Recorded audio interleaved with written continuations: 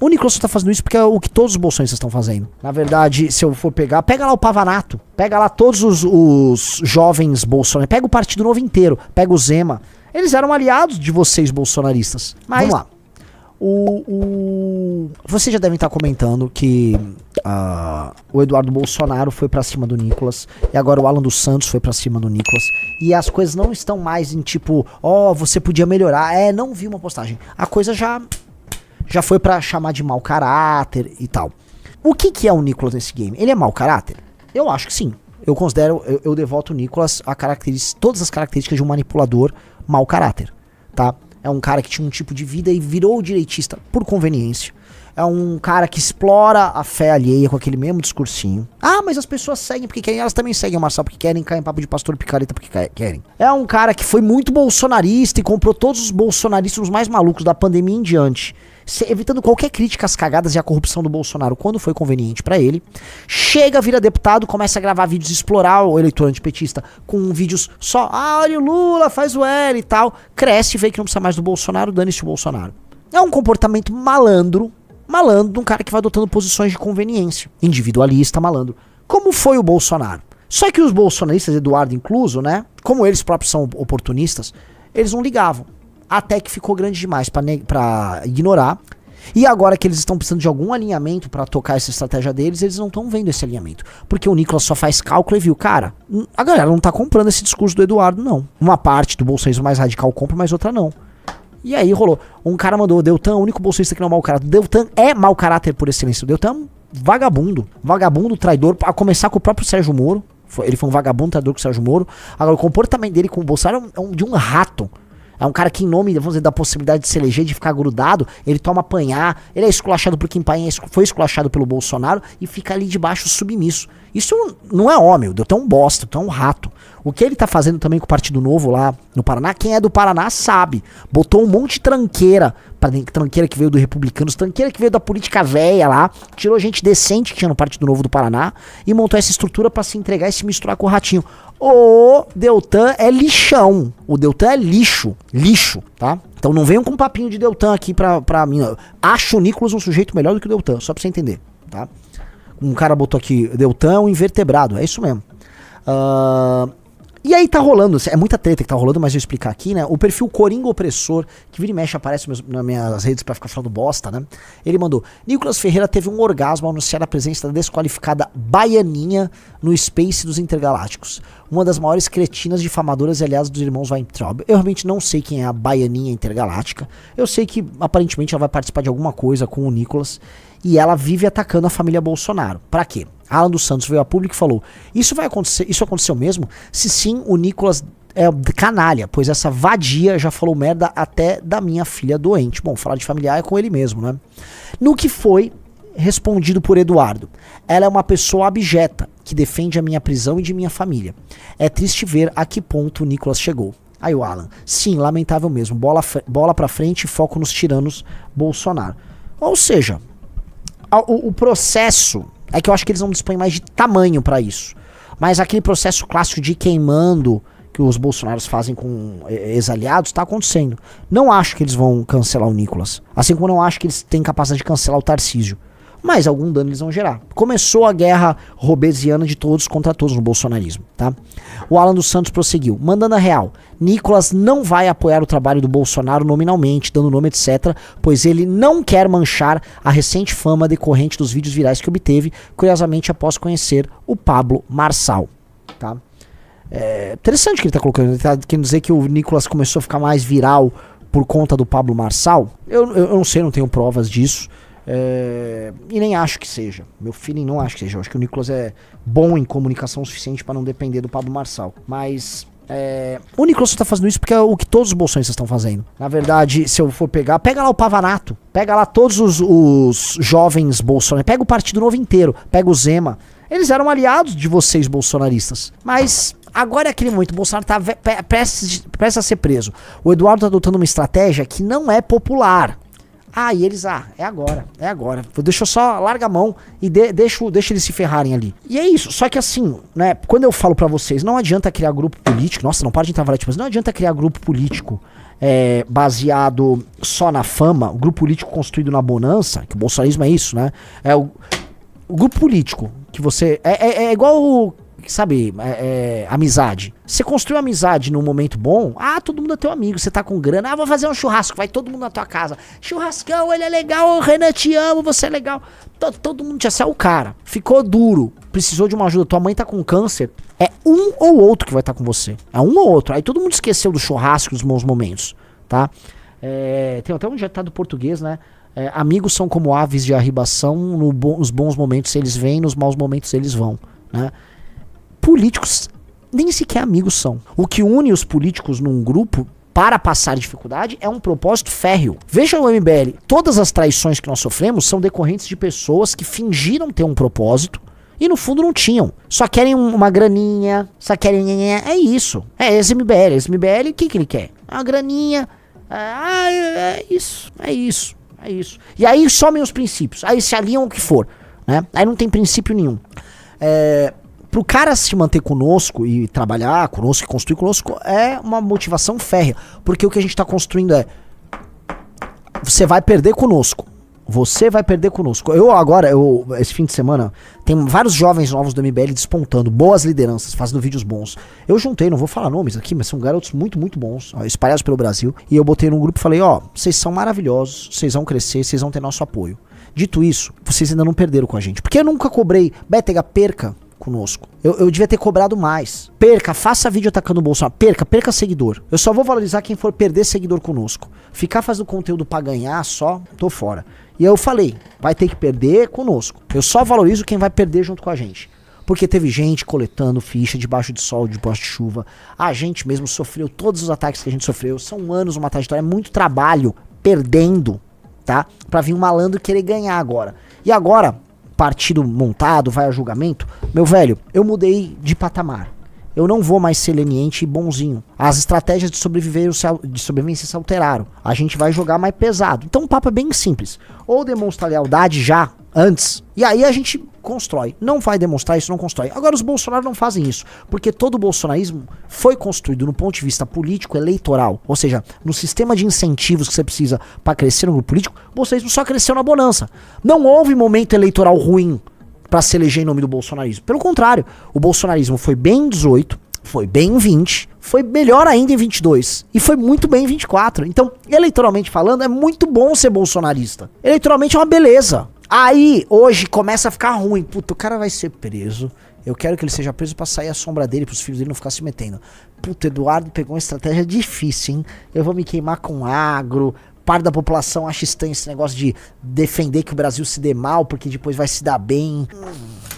Ai, tô fora. Pô, mas antigamente era o Nicolas, assim, vinha período da eleição, me lembro do Nicolas. Uai, Bolsonaro me ligou! Um monte de cara atrás, ele me ligou, o mito me ligou.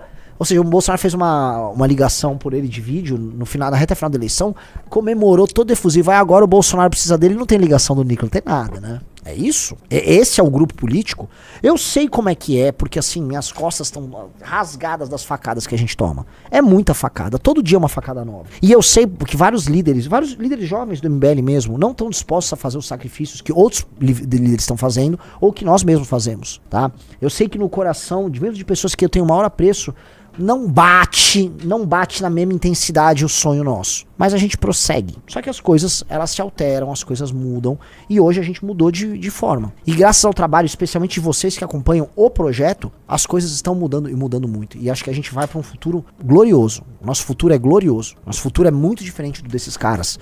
E justamente porque a nossa cultura foi construída na dor. Cara, eu dei uma aula agora, junto com o Rig, pro canal da Valete, sobre Roma. Crescimento da Roma antiga. E assim, cara, Rafael Almeida Rizzo, Roma cresceu na dor. Roma cresceu na dor. Porque por mais que ela seja ela própria um projeto agressivo e expansionista, E ela sempre foi. Nesse processo como todo, por estar inserida no período do helenismo, numa antiguidade que era muito violenta, a única regra que outras nações respeitavam é a força. Naquele período da antiguidade, por muito tempo, a única regra que importava é a força e só a força, e nada além da força. Você poderia deixar de existir se demonstrasse alguma fraqueza. E Roma se criou ali, apanhando, cara. Roma sofreu muito, é batalha, derrota. As derrotas de Roma são tão lembradas quanto as vitórias, cara. O grande trauma que o Breno, o invasor gaulês, impôs sobre Roma, um trauma gigantesco. As derrotas pro Aníbal, mesmo as derrotas pro Pirro de Épiro, tá? Roma perdeu muito pra poder ganhar.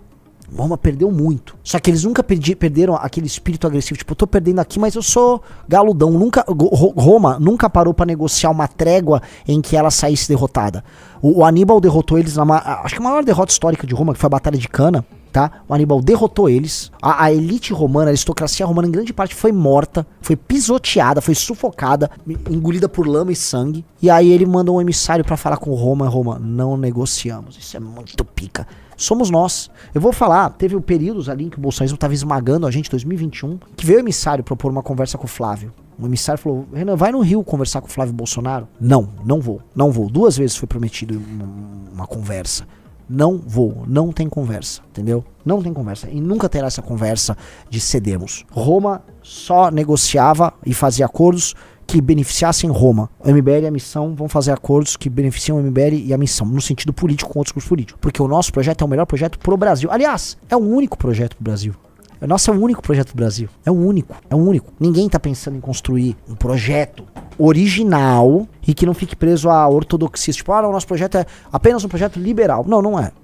Não, isso aqui é só um projeto nacional. A gente não tá comprando o pacotinho completo e a gente não tá olhando pro passado. A gente tá olhando pro passado, pro presente e pro futuro.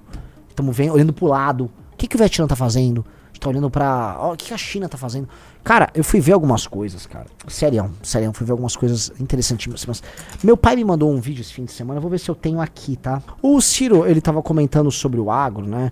E sobre o Programa Nacional de Desenvolvimento, tá? Eu mandei aí um link, Rizzo. Falando de agro, né? E falando de industrialização. Eu queria comentar sobre isso. O Estado brasileiro subsidia numa conta de 200, 300 bilhões por ano o Plano Safra que vai ser anunciado agora. Então o juro para o setor pecuário e agrícola que está funcionando no Brasil é um juro fora do Banco Central, fora do cartel, dirigido pelo Estado. Esse modelo deveria ser replicado. Mas isso é óbvio, porque se o juro que a economia paga por papel é mais alto do que o lucro médio da atividade econômica, a economia para. Você entendeu bem? Se eu tenho dinheiro, por que eu vou botar num negócio de risco para ganhar um lucro menor do que eu ganho na renda fixa? Por que o agronegócio é essa pujança toda? Olha só, definitivamente o agro não é essa pujança toda só por conta do juros subsidiado do Plano Safra, por exemplo. Tá? O Plano Safra impõe um subsídio, ou seja, entre o juro praticado no mercado e o juros ideal subsidiado, há um valor que o Estado, né, vamos dizer, garante, e aí permite que eles captem dinheiro e produzam e exportem. Porém, a produtividade da agricultura brasileira, tá? As safras que são geradas por ano, o número de safras que eles conseguem gerar por ano, o que eles conseguem extrair de faturamento por área aqui no Brasil, é um troço, assim, praticamente incomparável. Então, esse subsídio que o agro tem, que quando comparado com outras nações das Américas, ou mesmo com a Europa, é pequeno, veja só o que eu vou falar, é pequeno, esse subsídio gera o agro mais competitivo do mundo. Não apenas pra cá, mas pra fora. A questão da indústria não é essa. Por mais assim, a indústria pode ter... Veja, o Brasil tem renúncias fiscais que atingem a indústria na casa, assim, dezenas de bilhões, quizás centenas de bilhões. Se a gente for falar de todas as renúncias fiscais, botar de Zona Franca de Manaus e pegar setores inteiros que tem renúncia fiscal, dá valores enormes no nosso orçamento. E mesmo assim, não atende nem o mercado interno. O agro atende dentro e fora, aqui nem o mercado interno. Então, tá faltando uma agenda de competitividade gigante. Aí eu vou falar dessa agenda de competitividade, que tá falando de projeto de Brasil, né? Eu fui ver, por exemplo, vamos falar aí de custo do dinheiro. Uma das coisas que o Brasil tem é, o Brasil, ele, na hora de... Quem aqui é empresário sabe, você vai emitir uma nota, uma nota fiscal, você entregou um produto, você tem uma fabriquinha, você entregou 10 livros, certo? Os 10 livros custaram R$300. Você vendeu para um cliente em 30, 60, 90, ou seja, 3 parcelas de R$100. Se você é uma empresa que não está no Simples e tal, você emitiu a nota, a partir do momento que você emitiu a nota, é o fato gerador, você vai ter que pagar o imposto equivalente àquela venda já no mês seguinte. Um país com isso chama regime de competência. Vocês entenderam? Ou seja, você tem um impacto no caixa inteiro dos impostos, ainda que o seu cliente vai pagar ali na frente. E se o seu cliente der calote, é puta de um procedimento demorado, procedimento administrativo para você conseguir não precisar pagar aquela nota. É um saco. Na China, é no regime de caixa, ou seja, você paga o imposto devido daquela nota conforme você recebe do cliente. Fora que a alíquota é menor. Onde eu quero chegar? Cara, a China é amiga, o regime comunista chinês, os comunistas da China são muito mais amigos do empreendedor chinês do que o Estado brasileiro do empreendedor brasileiro. E são pequenas coisas, não é que isso vai fazer a maior diferença do mundo, mas isso impacta demais no fluxo de caixa das empresas no Brasil. Mas demais, num lugar que o dinheiro já é caro. Né? São pequenas coisas e pequenos detalhes que a gente pode pensar num processo de reindustrialização ou, no mínimo, de aumento de complexidade na economia, mas que ninguém discute, cara. No fundo, a gente não discute nada que importa no Brasil. Nada que importa, tá? Foda. Ó, entrou o sexto Variety Plus. Galera, até o 10 tá ganhando aqui na promoção, tá? Até o 10. Vamos lá. Eu queria comentar aqui com vocês também. Calma. Sobre essa treta aí do Eduardo Nicolas, só pra finalizar. Essa direita que não tem nada pra propor. E outro dia eu tava assistindo uma sabatina dos candidatos a presidente, que são os governadores, né? Era o Zema, o Caiado, o Ratinho e o Tarcísio. Todos eles falam as mesmas coisas. Não, o Brasil precisa de uma agenda de competitividade. Tá, qual agenda de competitividade? Não, o Brasil ele tem que enfrentar o crime com maior força. Qual combate? E aliás, por que vocês não fazem esse combate firme, rígido, revolucionário nos seus estados? Ninguém faz. Vou combater privilégio. Eu vi o Zema agora com cartório. O Zema, na hora de beneficiar o setor lá do Salim, a empresa do maior aliado dele, ou passar a legislação favorável ao aumento de taxa de cartório, ele é o primeiro liberalzão cartorário do Zema. Né? Então quando eu olho ali, é só um blá blá blá, cara. Só um blá blá blá. Esses candidatos da direita aí, só um blá blá blá. E aí do outro lado você tem o quê? A família Bolsonaro que nunca propôs nada. Nós estamos muito lenhados.